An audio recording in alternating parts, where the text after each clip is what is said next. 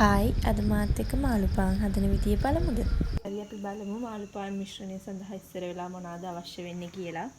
ඉස්සර වෙලාම පාන් පිටි 250, සීනි මේස හැඳි 1/2, ලුණු 4න් 3ක් වගේ, වතුරත් 4න් 3ක්, බටර් මේස හැඳි 1/2, ඊස් මේ තේ හැඳි 1/2 ඕන වෙනවා.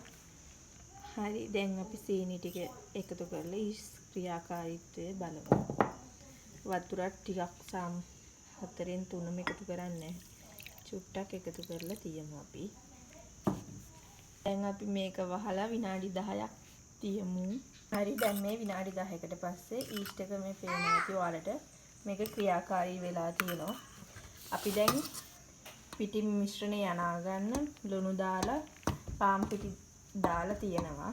අපි දැන් ඒකත් හලා ගමු. දැන් අපි පිටි මිශ්‍රණය හොඳට අනා ගමු.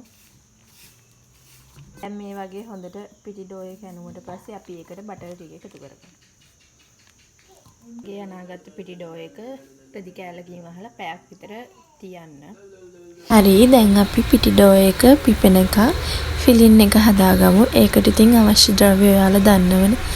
අල, ලුණු, අවු මිරිස්, සුදු ලුණු, කැලි මිරිස් කුඩු, කහ කුඩු, ලුණු ඒ වගේ අවශ්‍ය වෙනවා. අපි දැන් මේ අල ටිකක් දාලා හොඳට මිශ්‍රණය කරගෙන ෆිලින් එක හදාගමු. හරියටම මේ දැන් පැයකට විතර පස්සේ පිටි ඩෝ එක හොඳට පිපිලා තියෙනවා.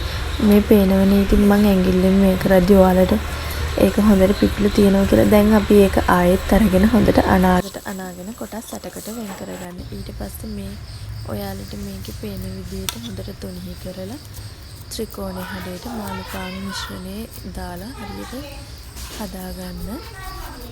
නේද ළමයි ඉතින් මම මේක හදන අතරතුර ආච්චි මුණුපුරා රණ්ඩු වෙන හැටි.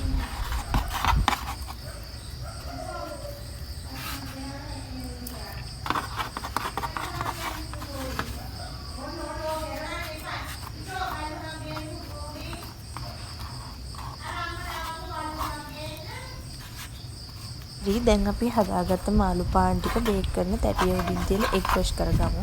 මේ වෙනකොට ඔයාලගේ oven එක සෙල්සියස් අංශක 160ට විනාඩි 10ක් ප්‍රීහීට් වෙන්න දාන්න.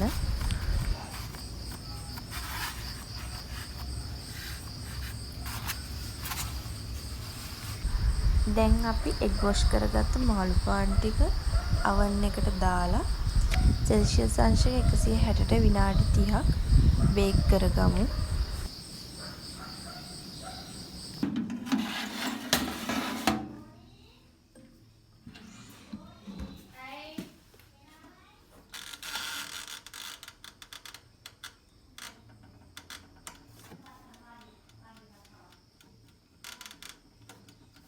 ඔන්න ළමයි ඉතින් මාළු පාන් ටික බලන්නකො බේක් වෙන විදිය ලස්සන.